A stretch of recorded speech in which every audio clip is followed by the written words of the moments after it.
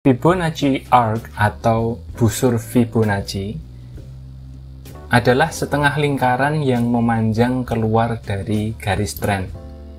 Untuk selanjutnya, kita akan menyebut arc atau lengkungan ini sebagai kata busur. Busur yang pertama dan ketiga didasarkan pada rasio Fibonacci masing-masing 0,382 atau 38,2% dan 0,618 atau 61,8% yang sering dibulatkan menjadi 38% dan 62%. Yang dimaksud adalah yang ditunjuk dengan anak panah warna orange. Busur yang tengah diatur pada 0,50 atau 50%. Perhatikan gambar di layar. Setelah kenaikan, busur Fibonacci diukur menggunakan garis dasar atau kita sebut baseline yang memanjang dari lembah ke puncak. Busur digambar sepanjang garis ini dengan jari-jari yang mengukur dengan ukuran 0,382, 0,50, dan 0,618 dari garis dasar atau baseline. Busur ini menandai zona support atau pembalikan potensial yang harus diperhatikan saat harga turun setelah terjadi kenaikan. Setelah penurunan, Fibonacci arc digunakan untuk mengantisipasi zona resistensi atau pembalikan untuk pemantulan kontra trend. Cara untuk menarik garis Fibonacci arc adalah sebagai berikut. Yang pertama harus dipahami dulu tentang garis dasar atau baseline. Ini adalah garis dari titik A ke titik B, seperti yang terlihat pada gambar yang ini. Ya, maksudnya dari yang bawah sampai paling atas atau yang paling atas sampai yang paling bawah. Dari lembah ke puncak atau dari puncak ke lembah. Lalu yang kemudian adalah busur yang pertama yang paling dekat, radiusnya adalah 0,382 dari garis dasar atau baseline. Lalu arc yang kedua, yang tengah, ini adalah 0,5 atau 50% dari garis dasar atau baseline. Lalu kemudian busur yang ketiga adalah radiusnya itu 0,618 atau 61,8% dari panjangnya garis dasar itu. Langkah pertama yang dilakukan untuk membentuk Fibonacci arc ini adalah memilih puncak dan lembah untuk membentuk garis dasar atau baseline. Perhatikan gambar di layar, yang ditunjuk itu adalah baseline-nya. Tarik garis dari lembah ke puncak untuk kenaikan atau dari puncak ke lembah untuk penurunan. Contoh di layar ini menunjukkan saham dengan baseline dari lembah ke puncak. Artinya ini uptrend. Jari-jari atau radius untuk busur Fibonacci yang pertama berukuran 38,2% dari garis dasar. Jari-jari atau radius busur Fibonacci yang kedua berada di tengah garis dasar atau 50%. Sedangkan jari-jari untuk busur Fibonacci ketiga atau Fibonacci arc yang ketiga mengukur sekitar 61,8% dari garis dasar atau baseline-nya. 3,5 lingkaran digambar berdasarkan jari-jari ini. 3 busur lingkaran ini, busur Fibonacci ini digambar berdasarkan jari-jari yang tadi disebutkan. Perhatikan bagaimana saham ini mengalami bullish reversal di dekat Fibonacci arc yang ketiga, yaitu 61,8%.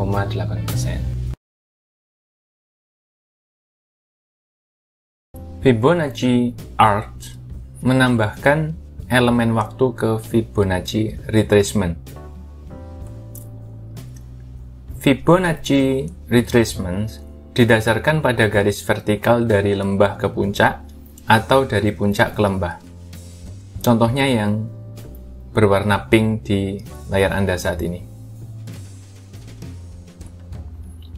Ini hanya berkaitan dengan perubahan harga saja, si Fibonacci retracement ini. Sebaliknya, baseline atau garis dasar setelah kenaikan memanjang dari lembah ke puncak pada sudut yang bergantung pada waktu yang telah berlalu. Kemiringannya positif. Ini adalah baseline dari Fibonacci arc. Garis dasar atau baseline setelah penurunan memanjang dari puncak ke lembah pada sudut yang juga bergantung pada waktu yang berlalu. Kemiringannya negatif. Kemiringan dan panjang garis tergantung pada perubahan harga dan waktu. Pergerakan harga yang besar dalam jangka waktu yang lama menghasilkan garis dasar atau baseline yang panjang dengan busur yang lebar. Sebaliknya, perubahan harga yang kecil selama periode waktu yang singkat menghasilkan baseline pendek dengan busur sempit. Grafik di layar ini menunjukkan sebuah saham dengan Fibonacci retracement dan dengan Fibonacci arc. Bisa dilihat di layar ya. Yang warna biru adalah Fibonacci arc, yang warna pink adalah Fibonacci retracement. Kedua indikator memanjang dari harga terendah bulan Juli hingga harga tertinggi bulan September. Perhatikan bagaimana garis dasar atau baseline miring ke atas dan lebih panjang dari garis vertikal pada Fibonacci retracement. Sementara Fibonacci retracement menunjukkan tingkat retracement statis, Fibonacci arc menunjukkan retracement dinamis yang berkembang dari waktu ke waktu. Busur Fibonacci atau Fibonacci arc yang ditarik setelah penurunan menunjukkan zona resistensi. Fibonacci arc yang ditarik setelah kenaikan menunjukkan zona support.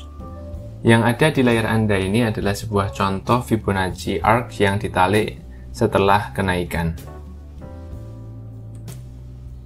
Terlepas dari perbedaan ini antara Fibonacci retracement dan Fibonacci arc ini, kedua metode atau alat yang menggunakan Fibonacci ini digunakan untuk mengantisipasi lokasi support, resistance, dan reversal. Grafik di layar ini menunjukkan saham dengan dua support Fibonacci arcs.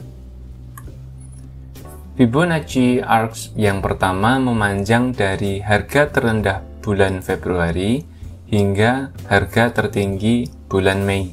Perhatikan gambar di layar. Saham ini menurun agak tajam dari harga tertinggi di awal Mei, tetapi berbalik arah di antara busur 50% dan 62%.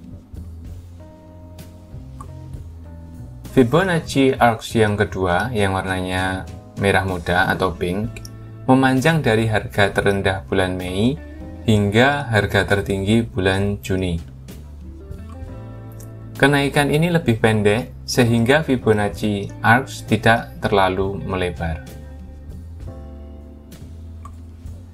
Saham bergerak lebih rendah pada akhir bulan Juni dan awal bulan Juli, tetapi menemukan support di dekat busur 62% dan bergerak naik tajam pada pertengahan Juli.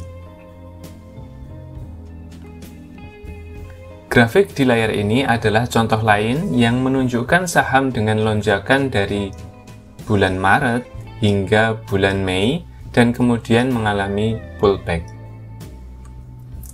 Saham memantul dari busur 38% pada pertengahan Mei dan kemudian memantul dari busur 62% pada awal bulan Juli. Bahkan trader yang melewatkan pantulan ini diberi kesempatan kedua dengan pola pullback flag dan breakout pada awal September.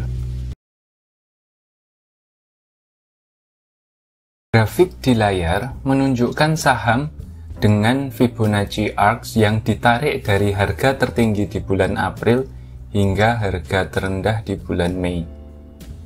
Perhatikan gambar di layar. Saham kemudian rebound pada akhir Mei dan mencapai resistance di busur 62% pada pertengahan bulan Juni. Setelah terhenti selama beberapa hari, saham kemudian bergerak turun tajam dengan candlestick hitam panjang. Resistance di area 44-45 dikonfirmasi oleh harga tertinggi di bulan Mei-Juni, ditunjukkan oleh kotak warna orange. Perhatikan gambar di layar. Grafik di layar ini adalah sebuah contoh lain yang menunjukkan saham dengan Fibonacci Arcs yang ditarik dari harga tertinggi di bulan Mei hingga harga terendah di bulan Juli. Saham ini kemudian rebound dari pertengahan bulan Juli hingga pertengahan bulan Agustus, tetapi kenaikan mencapai resistensi di busur 62%. Juga perhatikan bahwa ada pola rising wedge yang berpotensi bearish kemudian terbentuk. Meskipun saham bergerak di luar busur 62% seperti gambar di layar ini, pergerakan sideways ini tidak bisa dianggap sebagai breakout bullish juga. Sekali lagi, silahkan perhatikan gambar di layar. Saham diperdagangkan datar selama beberapa hari dan kemudian breakout dari support ke bawah untuk menandakan kelanjutan penurunan dari bulan Mei sampai Juni.